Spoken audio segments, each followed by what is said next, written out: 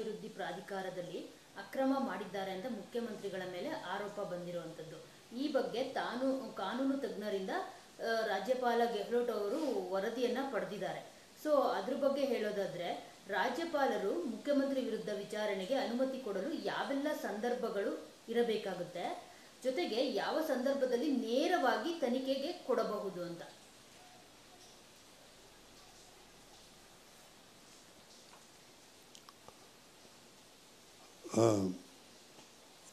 ಈ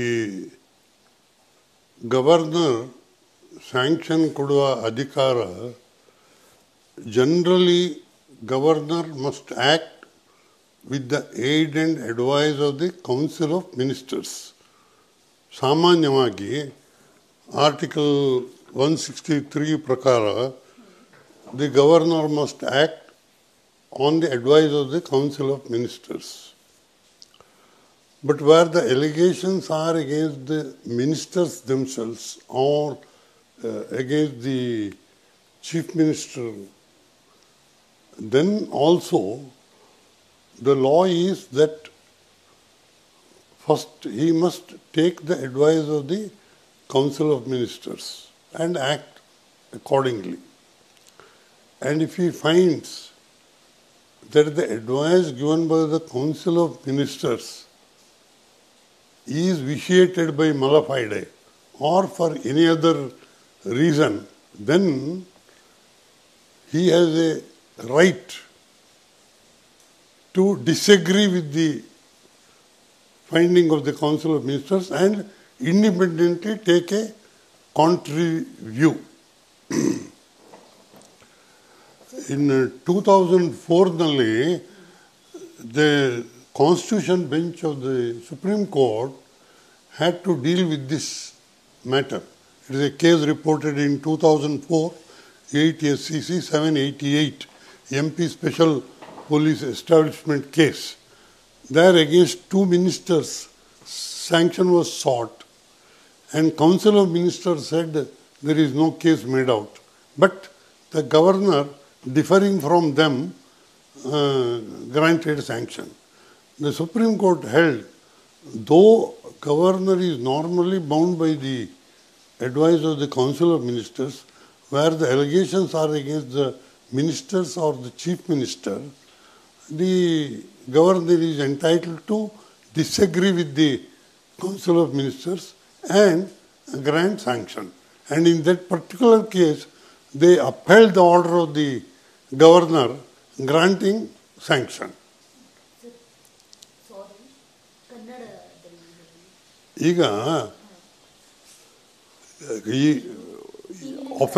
ಒಫೆನ್ಸಸ್ ಏನಾದರೂ ಕಮಿಟ್ ಆಗಿದೆ ಅಂತ ಗವರ್ನರ್ಗೆ ಮನವರಿಕೆ ಆದರೆ, ಪ್ರೈಮಾ ಫೇಶಿ ಕೇಸ್ ಉಂಟು ಅಂತ ಇದ್ದರೆ ಸ್ಯಾಂಕ್ಷನ್ ಕೊಡುವ ಅಧಿಕಾರ ಉಂಟು.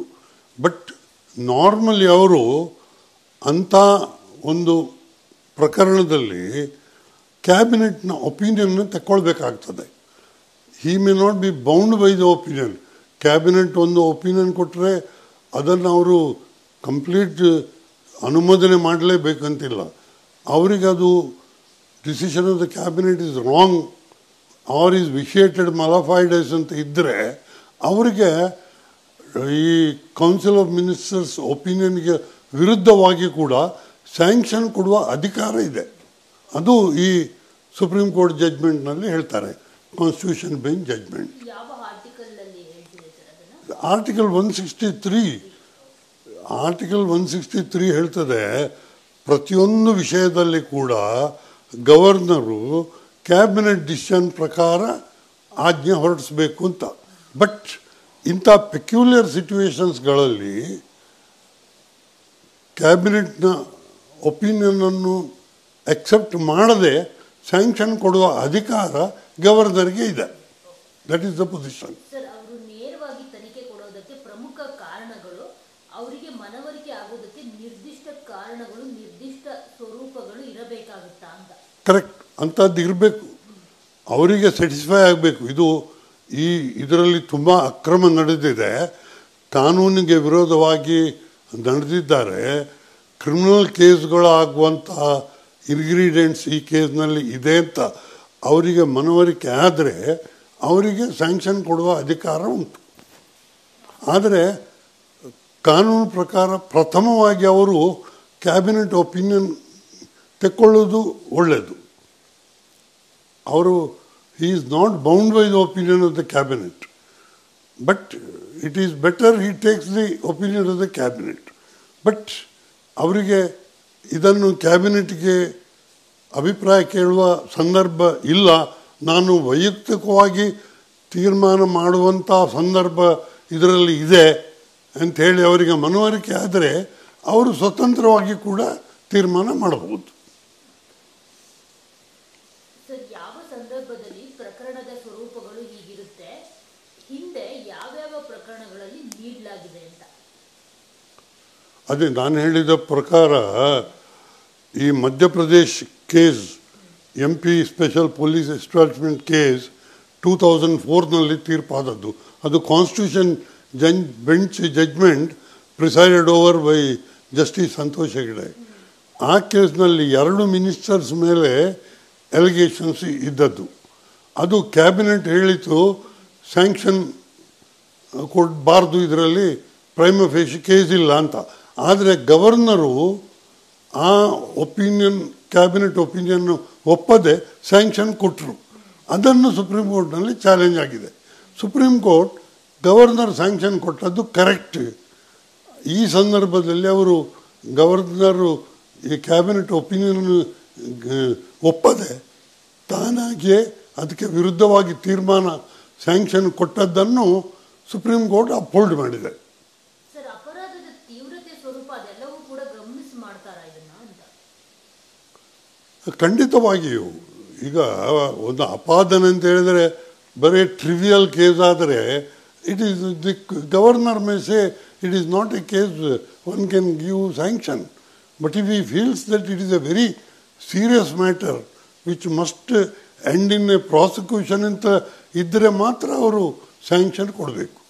ಸರ್, ಜೊತೆಗೆ ಸ್ಥಳೀಯ ತನಿಖಾ ಸಂಸ್ಥೆಗಳಿಗೆ ರಾಜ್ಯಪಾಲರು ನೇರವಾಗಿ ಕೇಂದ್ರ ತನಿಖಾ ಸಂಸ್ಥೆಗಳು ಕೂಡ ಶಿಫಾರಸು ಮಾಡಬಹುದಾ ಮುಖ್ಯಮಂತ್ರಿ ವಿರುದ್ಧ ಅಂತ?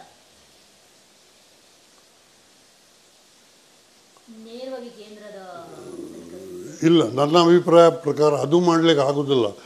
ಗವರ್ನರ್ ಪ್ರಾಸಿಕ್ಯೂಷನ್ ಮಾಡಲಿಕ್ಕೆ ಸ್ಯಾಂಕ್ಷನ್ ಕೊಡಬಹುದು, ಬಟ್ ಸ್ಯಾಂಕ್ಷನ್ ಕೊಟ್ಟ ನಂತರ ನ್ಯಾಯವಾಗಿ ಯಾವ ಕೋರ್ಟಿಗೆ ಅಧಿಕಾರ ಉಂಟು ಅಲ್ಲಿಗೆ ಹೋಗಬೇಕಲ್ಲದೆ ನೇರವಾಗಿ ಇಂಥವರೇ ತನಿಖೆ ಮಾಡಬೇಕು ಅಂತೇಳಿ ಹೇಳುವ ಅಧಿಕಾರ ಇಲ್ಲ.